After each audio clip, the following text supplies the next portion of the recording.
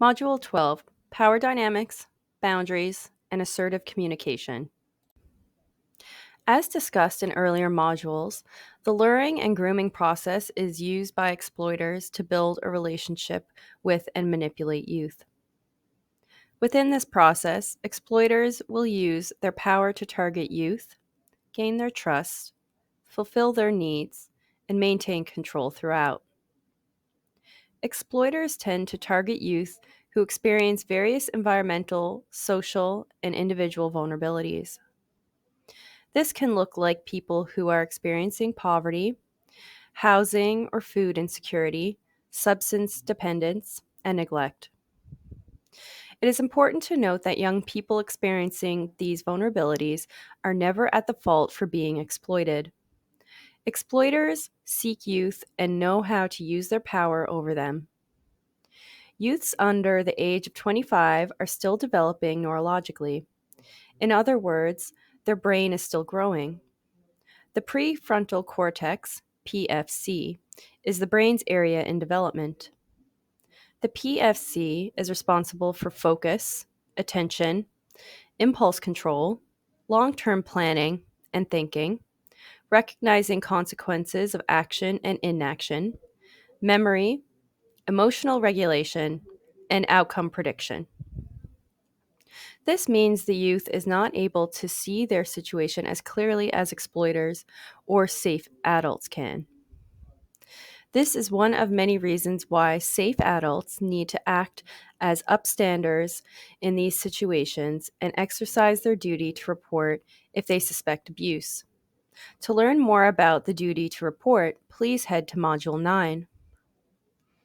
It is also important to note that a young person may not experience any of these vulnerabilities mentioned and can still be exploited. Identified needs.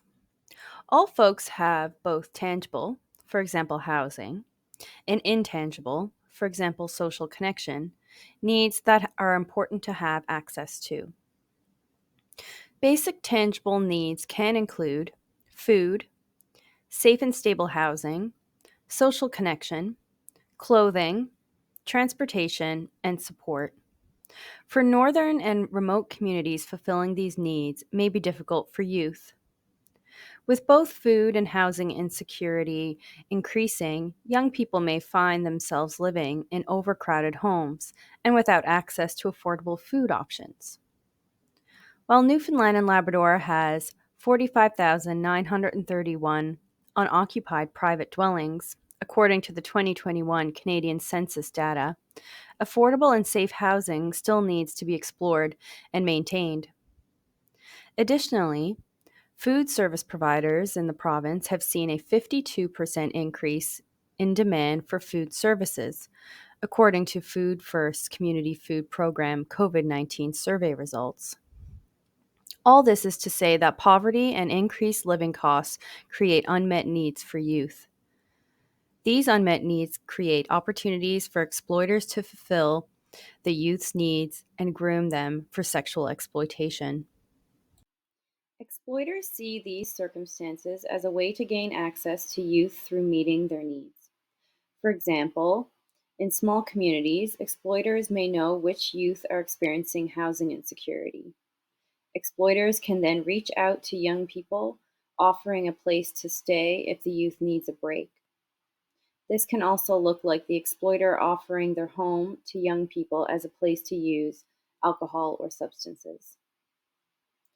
Exploiters know what vulnerabilities to look for and use, while their power and resources, like having a place of their own, to try and to meet the needs of youth.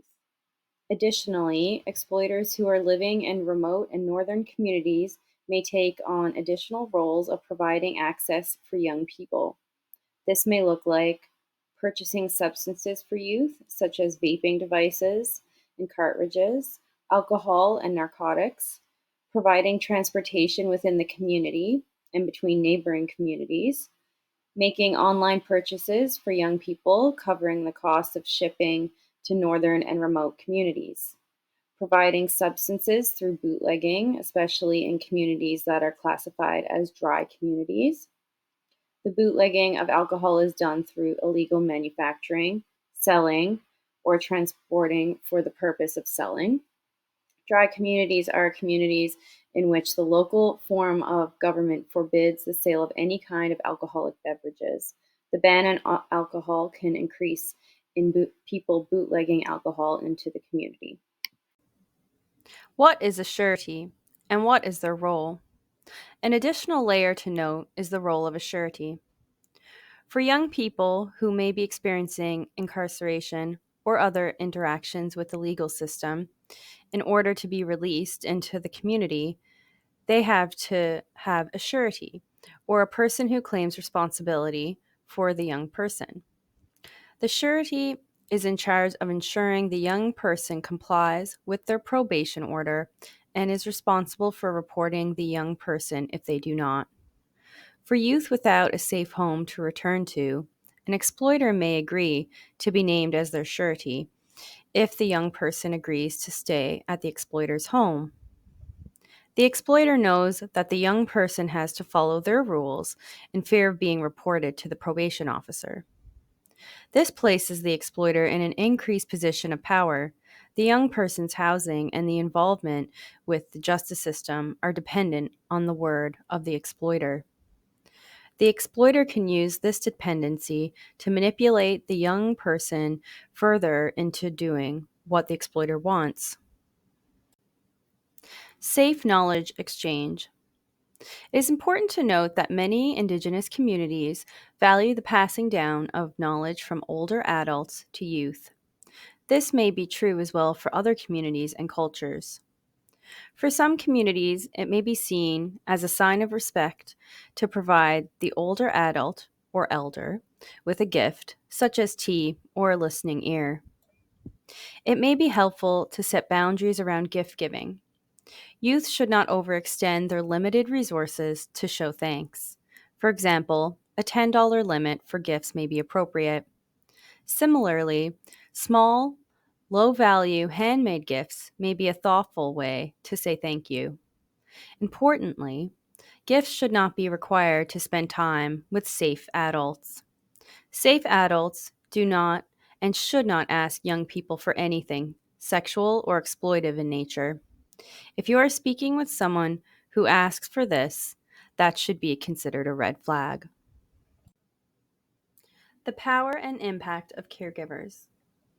For the purpose of this training, caregivers is used to refer to parents, family members, guardians, foster parents, group home staff, and anyone else who provides direct oversight to youth within their home. Caregivers have a different type of power. They have the opportunity to connect with their youth and provide education on safe technology use, examples of safe interactions online, and how to communicate boundaries assertively, both online and offline. Caregivers have a natural avenue to discuss online safety with youth throughout their daily interactions in their home.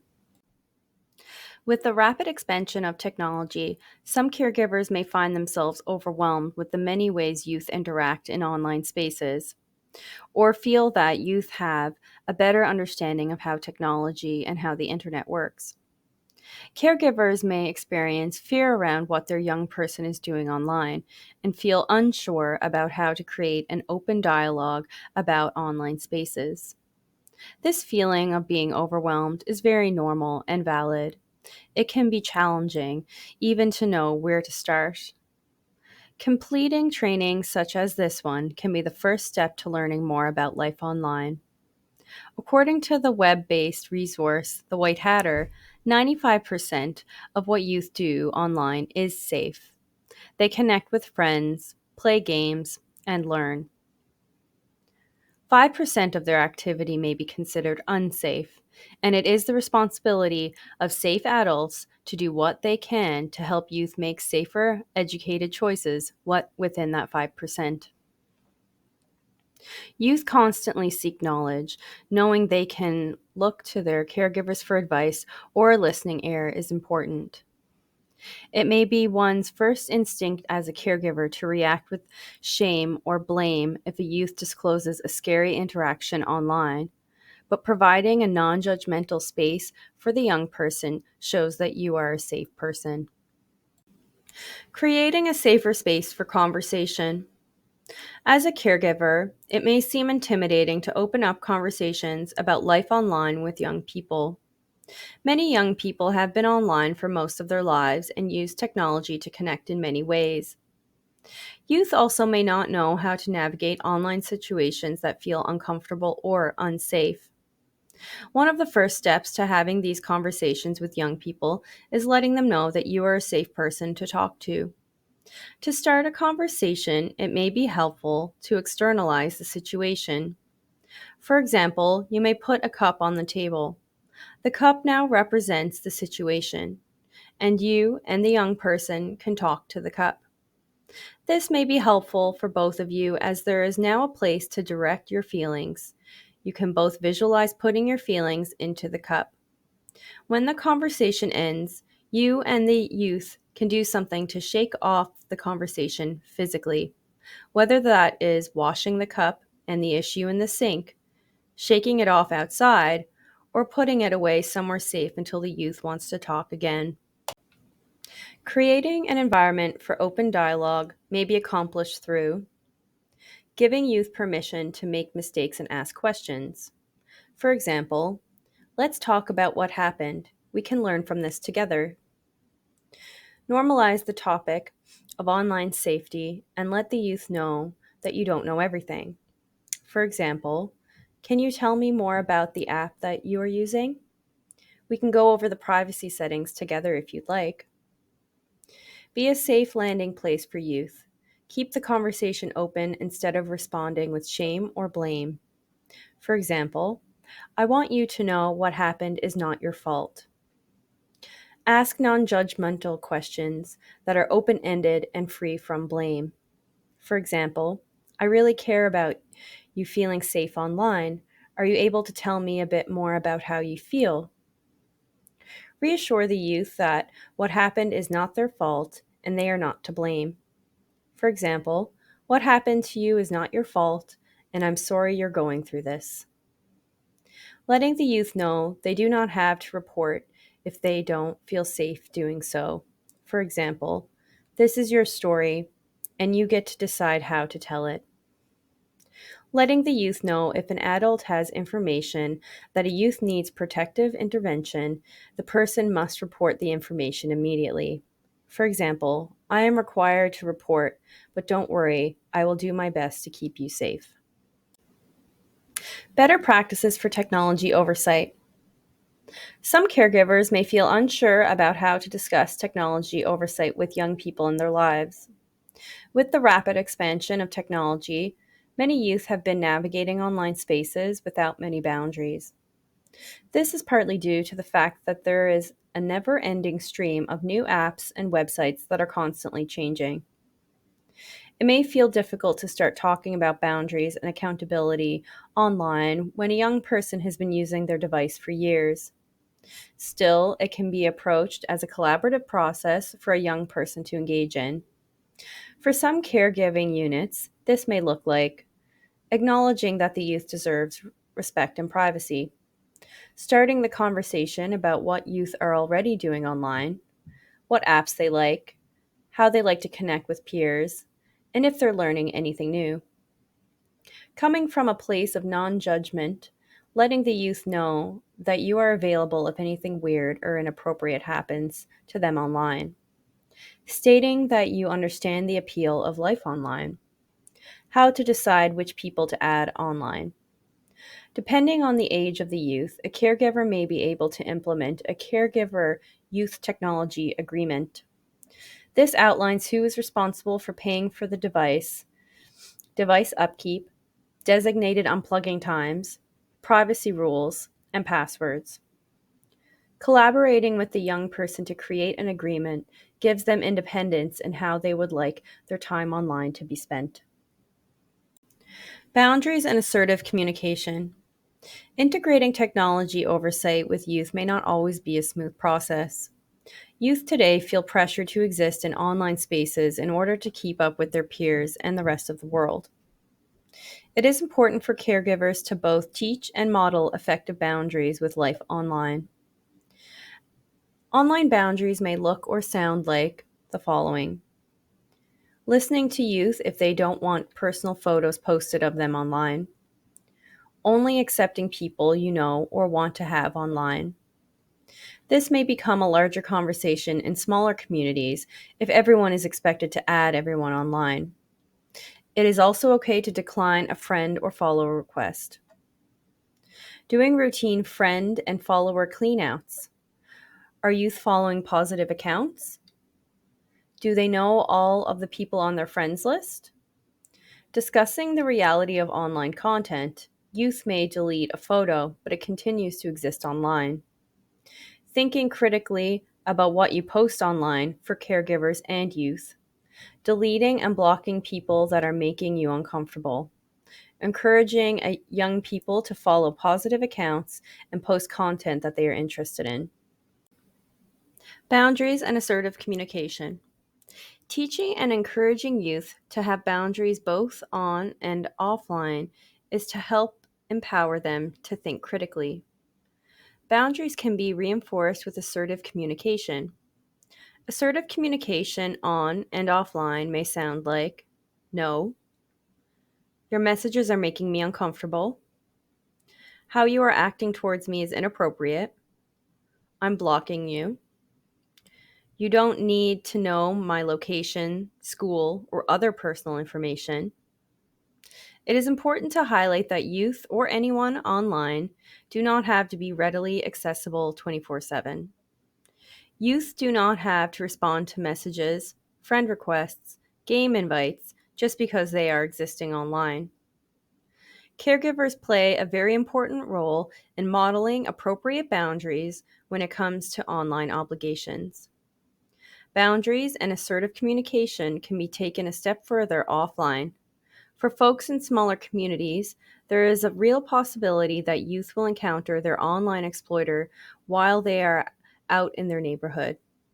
Caregivers can provide support by teaching youth skills and tools to draw on if they feel they are in an unsafe situation. Assertive communication. For the youth, this could look like making a plan. Who can they call, message, use a code word or emoji to use if they are feeling unsafe? A safe house they can visit. Naming peers they feel safe in a community with using a buddy system. Letting young people know they can make a scene if someone makes them uncomfortable. They can do whatever they need to help them feel safe. Leave, be assertive, be aggressive. For the caregiver, this could look like staying true to your word. If you tell a young person you'll be ready to get them if they send the code word, you have to be able to commit to that. Communicate with older, safe adults to establish a safety network the young person can rely on. Modeling behavior for young people. Speaking up when something is wrong. Letting other adults know their behavior is inappropriate. And looking out for other young people in the community. Listening to the young person if they say they feel unsafe, believe them. A note on reporting. In Canada, every person under the age of 18 has a legal obligation to immediately report suspected abuse and neglect of children under the age of 16. This is called the Duty to Report Law, which you can learn further about in Module 9. It is important to ensure that the youth is aware of the duty to report before opening a discussion. This allows them the opportunity to determine what parts of their experience they would like to share. Additionally, asking youth if they would prefer you to speak to the police or child protection is important. While the youth may prefer no reporting, giving them the decision-making power does provide some autonomy in the situation. While adults are required to report, youth are not. It is important to hold space for the youth to decide if they would like to report their experience to police. Adults should not encourage youth one way or the other. Instead, adults should aim to provide the youth with the facts of the situation and provide unbiased guidance through the choice making process. Deciding if you would like to report your experiences may take time. It is okay if you do, it is equally okay if you don't. There is no one size fits all way to deal with the process with your experience of sexual exploitation. The most important thing is to trust yourself and what feels right to you. You deserve to choose if and when and how you share your experience.